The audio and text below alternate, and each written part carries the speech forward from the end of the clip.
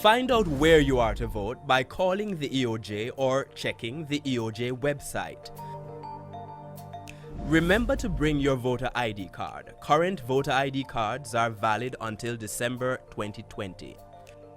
Remember, you may still vote without your ID card, but the process will be longer.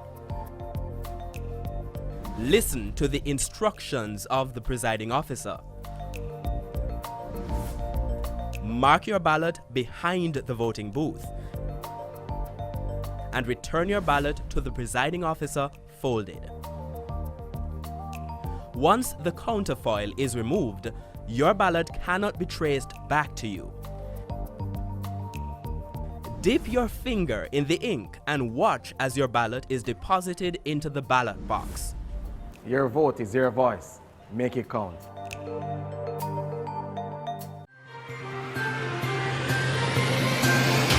Tonight, the JLP releases its manifesto entitled Stronger Future. Still tonight, stay tuned to Mello TV for the National Debate Live, starting at 9 p.m. Immediately following the debate, join host Jackie Norman with political analyst Paul Bourne and/or panelists as they break down the social issues discussed and rate the debaters. And Mayor of Kingston, Delroy Williams, tours sections of Kingston and St. Andrew to view the damage caused by the recent heavy rainfall.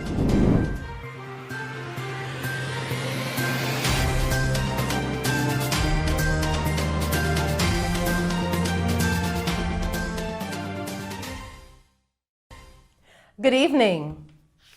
The Jamaica Labour Party, JLP, has released its manifesto entitled Stronger Future. The 102-page document focuses on the party's 10-point plan for recovery from the COVID-19 crisis.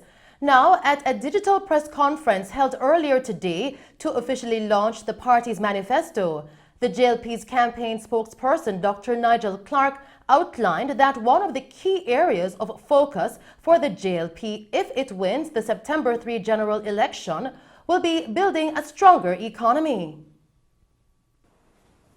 We believe that the people of Jamaica want a government that they can trust, that you can trust, to deliver and lead Jamaica to a strong and quick recovery in the shortest possible time. It is for that reason that recovery is at the centerpiece of our manifesto. The first aspect of our 10-point recovery plan is to maintain macroeconomic stability through this crisis. And that is absolutely crucial because, as the Prime Minister mentioned, we are intent on preserving the gains in the reduction of poverty that we have achieved. We are intent on preserving those gains and advancing the reduction of poverty even further during this crisis. To do so, it will be crucial that we maintain stability, low inflation, adequate reserves, a sustainable and credible fiscal path, as well as financial sector stability. To do so, we recommit to strengthen and build the institutions that safeguard our stability. We will implement a fiscal council. We will bring operational independence to the central bank. And we will provide greater protection against the financial and the fiscal risks of natural disaster. Now, Dr. Clark further outlined financial support to ensure the recovery from the COVID-19 pandemic is swift. The second component of our recovery plan involves providing financial and economic support to ensure that our recovery is fast and swift. It will be necessary to preserve productive capacity so that we can keep the most number of persons employed, and we can catalyze the re-employment of those who have been affected. Towards this end, we will be providing $500 million of grant support to micro and community-based businesses. These are businesses on the corner in every single community of Jamaica. through the Social Development Commission, $500 million of grants will be provided to these community-based businesses.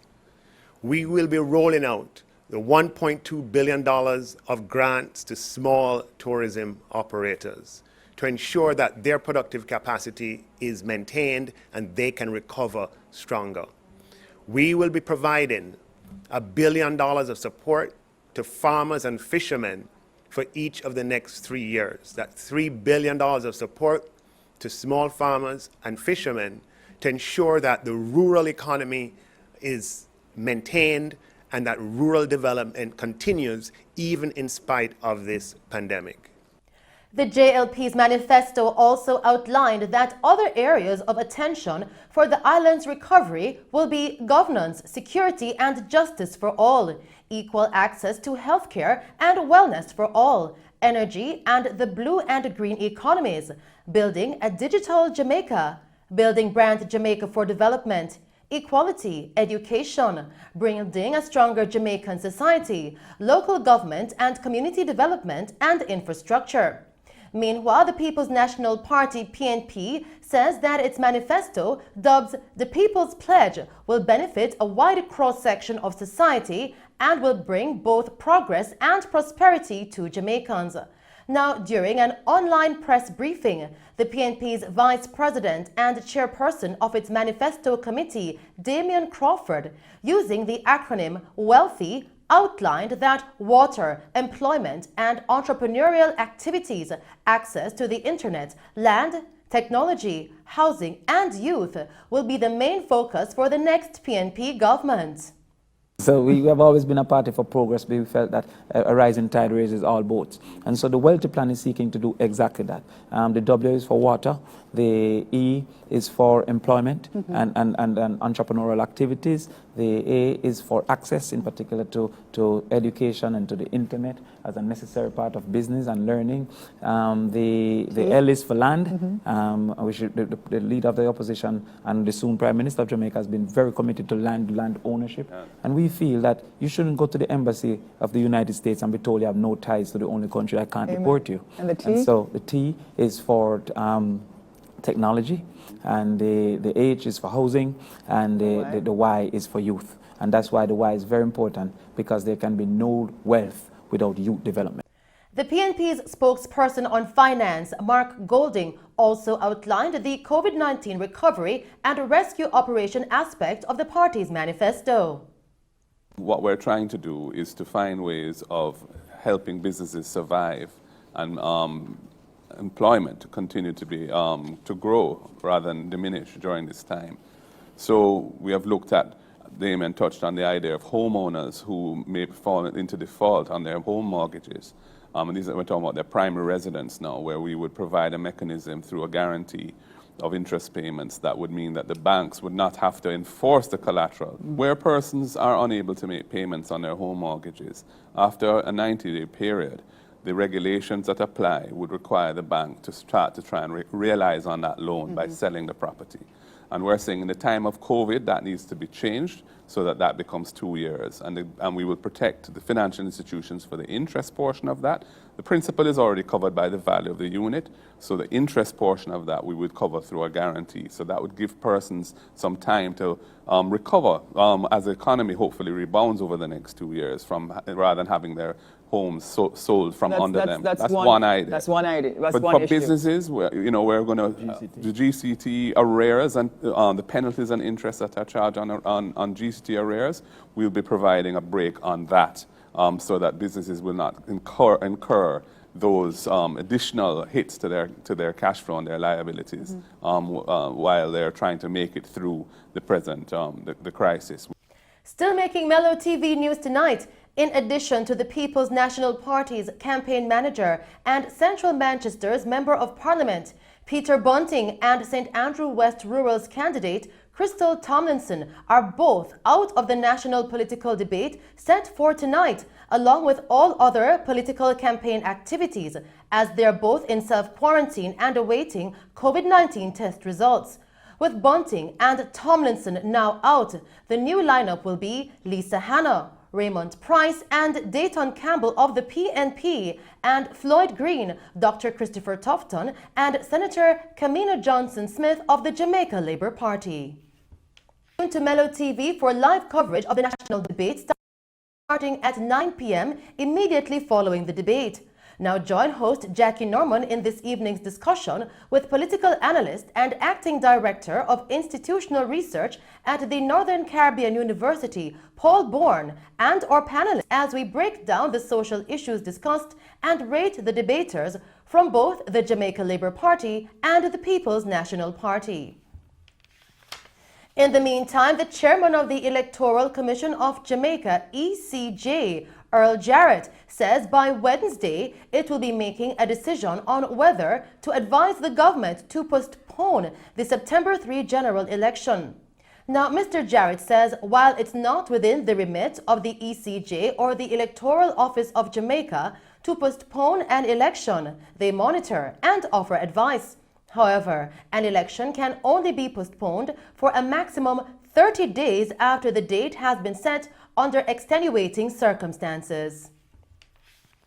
In news from the capital, the mayor of Kingston, Delroy Williams, toured sections of Kingston and St. Andrew to view the damage caused by heavy rainfall over the last few days. The mayor says his tour of the communities is in an effort to assess the damage. This is the Linders Gap to Constitution Hill Main Road, but we have been doing a tour of the municipality, just looking at areas that have been affected by the downpour of rain yesterday into today, and just assessing the damage and looking at some of what the residents of the municipality would have been experiencing over yesterday into today.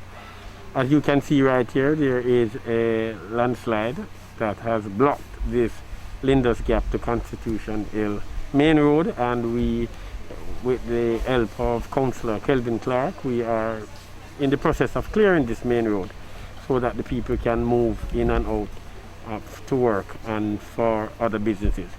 There is also, we have similar issues on the Linders Gap to Dallas Castle Main Road, and that is also being addressed as we speak. Mayor Williams further spoke about concerns regarding the Harborview community. The Harborview issue continues to be a concern. It concerns the municipality. We continue to work with the NAA and other agencies. The magnitude of the work and scope of the work is at this time beyond the resources of the municipality. So we have been having discussions through the Ministry of Local Government for that issue to be addressed at the level of central government. But that issue at Harbour Drive in the Harborview area is of concern to us, and we continue to work assiduously to have that matter addressed at the highest level of government. Yeah, so we have been touring all morning. We will continue to tour tomorrow and for several more days during this week to observe the general impact of the downpour of rainfall on the municipality. Mayor Williams also advised persons to be mindful not to construct buildings in waterways. Persons must desist from building in waterways, because when you do that, then the water has to be diverted and there are consequences to that. So that is something that we have been very cognizant of, and in the building committee meeting we have been looking at in terms of when we evaluate building applications. But we still would like to take this opportunity to say it to our residents. Still making Mello TV news tonight, the National Water Commission, NWC, is advising that its commercial offices in Kingston and St. Andrew, St. Catherine, Clarendon and St. Thomas will now operate with earlier closing hours as the company seeks to ensure its customers and staff can complete business transactions ahead of the 7 p.m. curfew imposed by the government to contain the spread of COVID-19. The adjustments that came into effect yesterday will remain effective until further notice. The opening hours are Mondays to Thursdays from 8:30 a.m. to 3 p.m. daily and 8:30 a.m. to 2:30 p.m. on Fridays. Customers are being urged to utilize services via the NWC's website at www.nwcjamaica.com. Now, the NWC says additional services are available at the NWC's call center at 888-225-5692 via email at customercare@nwc.com.jm, social media via hashtag NWCJAM. Customers wishing to make payments are being encouraged to utilize any NWC office closest to them or to make the payments via the various payment agencies or via online banking platforms accessible to them. Meanwhile, the Social Development Commission, SDC, advised that its Kingston and St. Andrew, Portmore and St. Thomas corporate offices were closed today until tomorrow, August 26. The SDC says the temporary closure is to facilitate deep cleaning and sanitization of the offices, given the exposure of members of staff to an individual who has tested positive for COVID-19. In news from St. Catherine, detectives assigned to the Major Investigation Division MID have listed a man as a person of interest in relation to the double murder of a couple on MacVickers Lane in the parish on August 23. He is 43-year-old Maurice Lewis, whose last known address is at Lloyd's Pen, Bushy Park, St. Catherine. Lewis is being asked to turn himself in to the Major Investigation Division immediately. Additionally, the police are asking anyone with information that can assist in locating Lewis to contact the Major Investigation Division at 876-758-5048, Police 119 Emergency, or the nearest police station. And those were the stories making news. I'll return with the recap. We'll now take a break and then join Christopher Scott with sports. On election